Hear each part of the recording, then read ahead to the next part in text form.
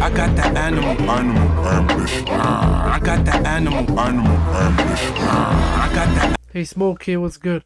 I'm gonna be watching a video by Wrestling Premiere, a 20-year-old kid who is actually like probably top tier in the wrestling YouTube community. If he's not top tier, he's pretty damn near. He does a lot of videos of like feuds,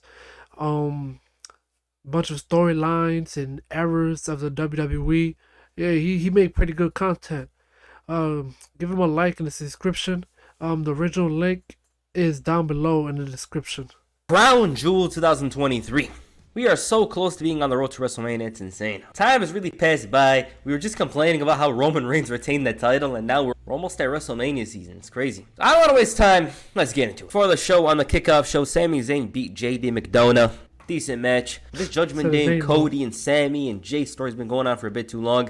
Jay just joined, of course, so let's be reasonable. But it's probably gonna end big at Survivor Series, so there's that. Okay, the first match on the show was for the World Heavyweight Championship. Seth Rollins defended the gold against Drew McIntyre. It had become clear that Drew's storyline has become more desperate to win the title. He was deprived of a title reign in front of the fans, and since then, he's devolved into a bottler of sorts. Drew assured everyone that this was his moment. Now, about the match, spectacular. Both men came in with a chip on their shoulders, and Seth Rollins' title reign had some good matches in it, but they were never this good. McIntyre was considered the favorite by some, the crowd backed him, and in some ways, I actually started believing he would win it. The near falls were tremendous, especially from Seth's side. Strangely enough, they didn't make the bad back more of a story, which is kind of dumb, because the entire story is about how Seth overcame his challengers with a broken back. Yet watching here, it's like, oh, Rollins is normal and good. McIntyre's Claymore had me believing, and it made so much About that back issue thing, like, he said he doesn't sell it enough.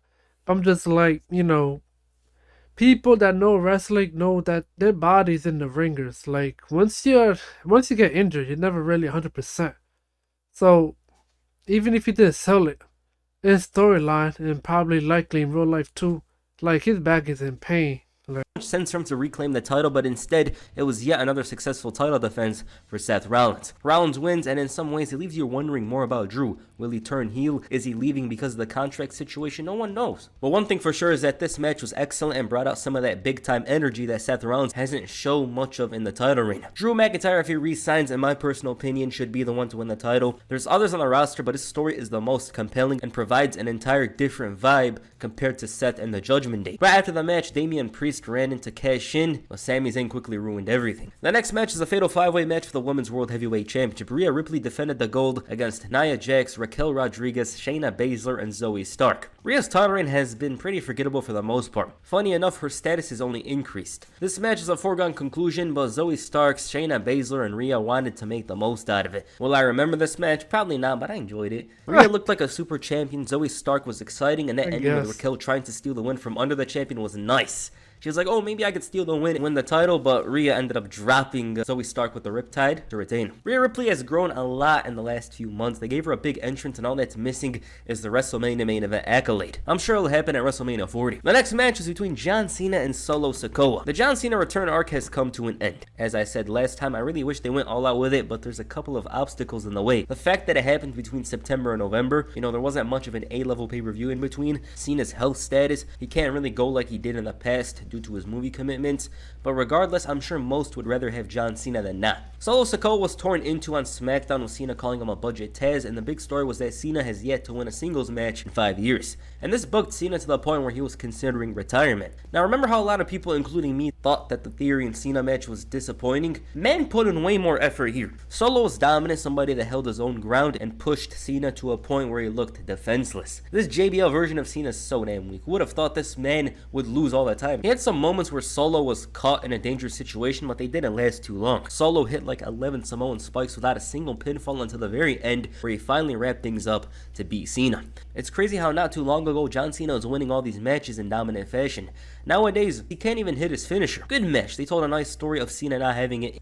Which is great for business, because during this time of winning, like, John Cena is still at his peak. I'm talking from like '07 to like what? 2013? Even probably 15. Like, even during his downtime in 2012 after he lost to The Rock, he still won a lot of matches. He probably now to what his character is accustomed to, but still.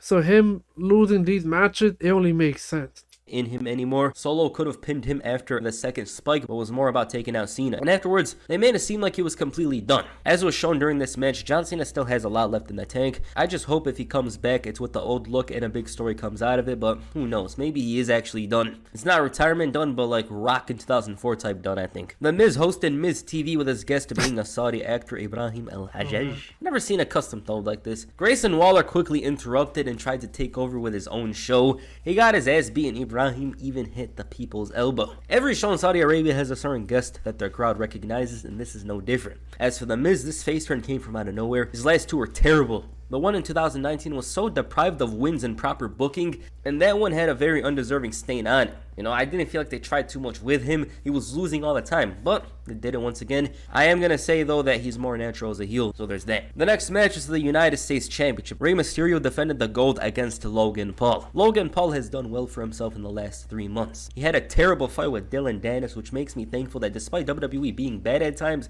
you don't have to spend $60 on it to see a fighter try to turn boxing into MMA or unfair results. One notable thing to come from that fight was a challenge to Rey Mysterio. It was bound to happen. Logan had a special entrance from the deserts of Arabia, and this was a good match. It's not that amazing Logan Paul match you expect it to be, and that's a funny thing in itself how people have such a high expectation for a YouTuber. Goes to show how talented he is inside the ring. The man is a pure workhorse, only 8 matches into his career, and strange stuff. But my problem with this match is that it wasn't at their very best. I think on another night this would have made a bigger impact, but with regards to Logan Paul, you can't really focus on his flaws because every match he gets better and makes significant improvements to his character and in-ring awareness. He's improved in-ring as evident by the moment he saved Rey Mysterio. A naturally gifted talent, yet still feels the need to cheat.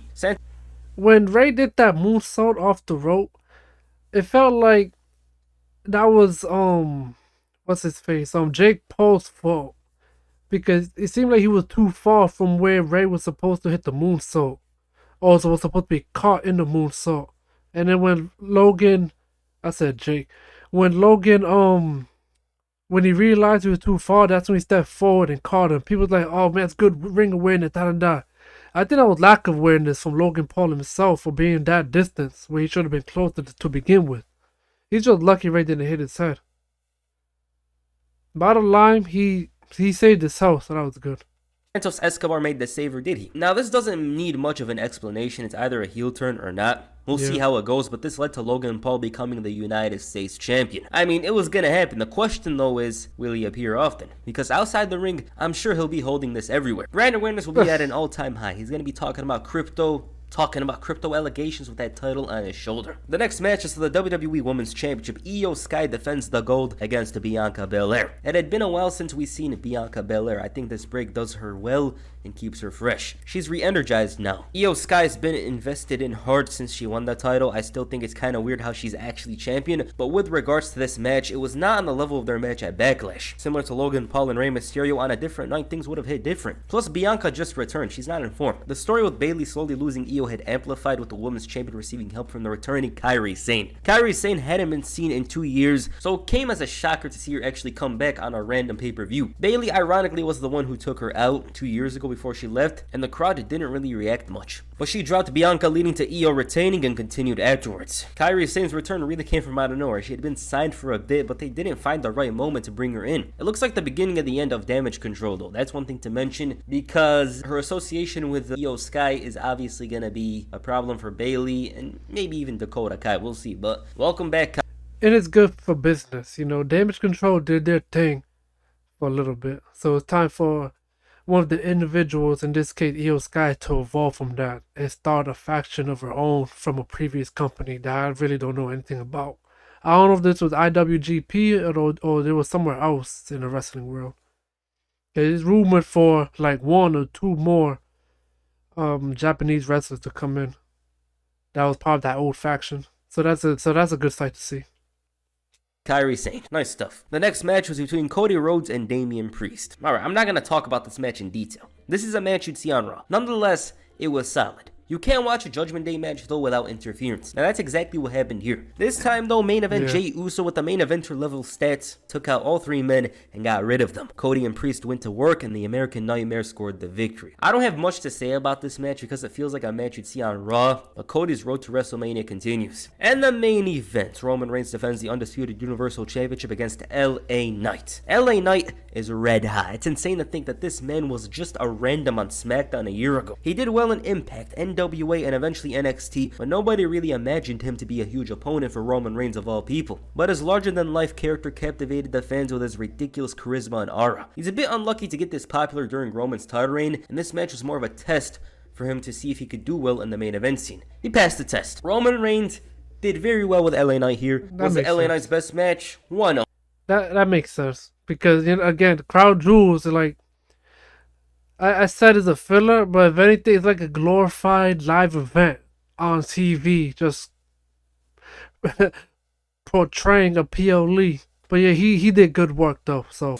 I'm gonna be honest with you, it's actually one of LA Knight's best matches, and this is what he did with Roman Reigns, he slows down the pace. Imagine if he was in there with somebody like Seth Rollins, Kevin Owens, just some big main eventer that busts out all kinds of moves during their matches. He managed to go toe-to-toe with him. He was able to hang with Roman Reigns, which I thought was nice. They booked him very well here despite losing. Bloodline interference is necessary, of course. They always interfere, and that's what happened here. LA Knight at one point had Roman Reigns beat with the BFT. Blunt force trauma. Jimmy dragged his foot on the rope. He gets distracted. He spears into the barricade, and Roman ends up capitalizing and spearing him to retain the title. Good match. What makes it so good is that Roman put in more effort for this match and to help LA Knight a bit. I'm assuming Roman Reigns' year is over, in ring of course. He's gonna disappear until the Royal Rumble most likely. I do wish we see him at Survivor Series and War Games, but I don't think so. But yeah, LA Knight looked very good here. He had Roman Reigns pinned, beaten, was kicking out of the spear, looked resilient as hell, and it took distractions from a bloodline, which is a repetitive story, for him to lose. But they had to use it here. In my personal opinion,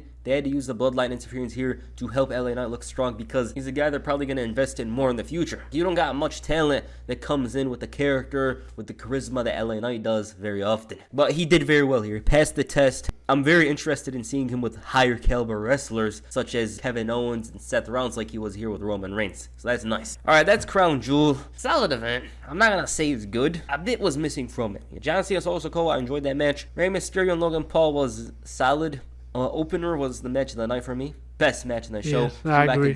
Seth Rollins, they went all out. Great stuff. Seth Rollins once again has another notch up his belt throughout the year, and Drew McIntyre has one of his best matches in a couple of months. Main event LA Knight looked great. Kairi Sane's return, awesome. I'm very interested in seeing how they treat her this time around when compared to the past. She was on Raw, she was doing stuff, she was a tag team champion with Asuka, but they're clearly going in a different direction now, so we'll see how that goes. But yeah, decent show. It's not a must-watch. It's not even the best Crown Jewel event, but it does make me a bit interested in seeing Survivor Series with the way things are going.